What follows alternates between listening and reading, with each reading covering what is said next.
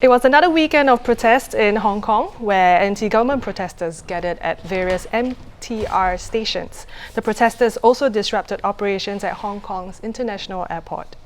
To discuss more about what happened over the weekend, I have regional correspondent Elizabeth with me. Hi, Liz. Hi.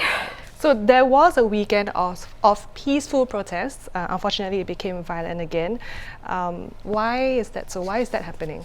Well, I think firstly, when you look at why the protests became the way they were, is because on Thursday the police had banned this march. The organizers, the Civil Human Rights Front, which is the biggest protest the organizers of some of the biggest protests in Hong Kong thus far, they had actually applied to have a march on Saturday, but then the police said that they banned it.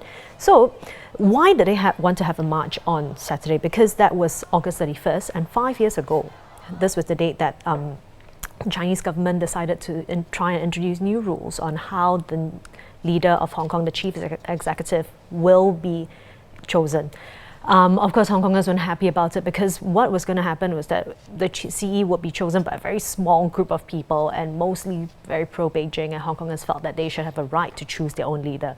So everyone was very unhappy, and this sparked off what we now know as the Umbrella Movement, which for 79 days they were occupying the middle of Admiralty, and of course that started a whole new democracy movement in Hong Kong, and which brings us to where we are today. Sorry, that's a lot of background. So the reason why we saw what we saw on Saturday was that they weren't just at the MTR stations. The MTR stations came from were much later in the day. Earlier they were in Central, around the government headquarters, around the Legislative Council, and that's where they were marching, and some of them decided to occupy the roads there. And so this is also where we saw the police bring out their new weapon, which is water cannon. I suppose we can call that weapon, which is the water cannon, and we saw it spraying some blue dye, which is part of their riot control methods. So I hope that answers your question. But also the protesters have been violent, using violent means as well. They've been throwing petrol bombs. Well, the thing is that they get very triggered whenever the police does not approve of a rally for the weekend, because they feel that it gives the police an excuse to arrest them for illegal assembly. So that triggers them to do all sorts of things, and it really pushes them to do things like throw petrol bombs, and also to behave in a rather angry manner. And of course, as we all saw in the reports, warning shots had been fired. 2 warning shots were fired by police as well, because a couple of weeks back, police admitted that they were now using undercover officers to go in with the protesters to try and arrest the more radical ones. And what happened was in Victoria Park, which is in Causeway Bay. Apparently, some of these officers had been spotted, and the protesters were now surrounding them and trying to attack them. So these officers now got felt that their lives were being threatened, and that's when they fired 2 warning shots, because they felt like protesters were going to attack them with petrol bombs and with other sharp objects. Yeah. So that's what. Yeah. And for a police force of about 30,000 against a few million residents in Hong Kong.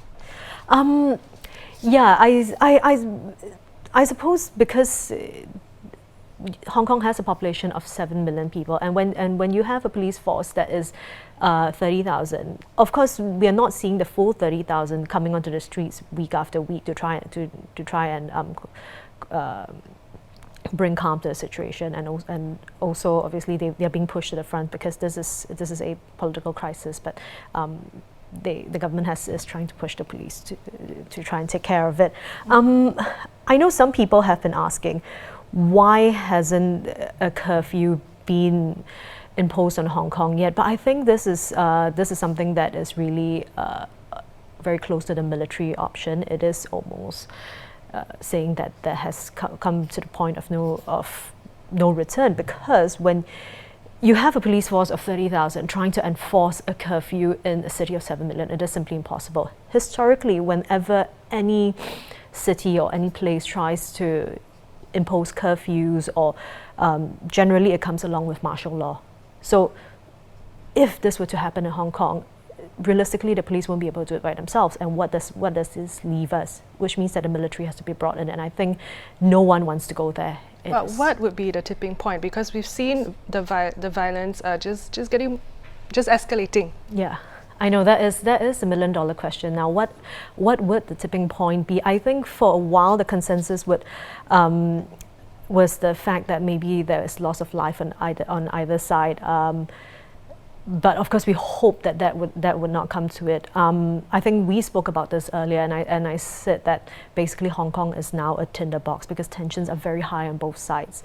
How this is going to be resolved, obviously we can't just keep using force to try and resolve what is a political problem. So there has to be a compromise on both sides. Now, I do have a last question for you.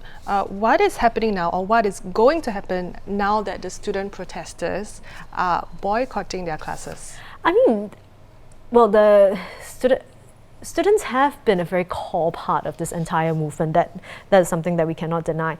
And in the beginning, everyone thought that, okay, maybe in September when everyone goes back to school, maybe the protests will slowly die down and it sort of lose momentum. But of course, as we've seen from today, they are a bunch of them are going back to school. It's just that in school they are boycotting their classes and they are gathering in parts of the school to have these sort of rallies. And earlier this morning there was an intergovernment press conference, and the Education Secretary has said that they will try to make school as normal as possible for other students who are still going to classes. Right now, as we speak, there are several rallies that are going on across Hong Kong where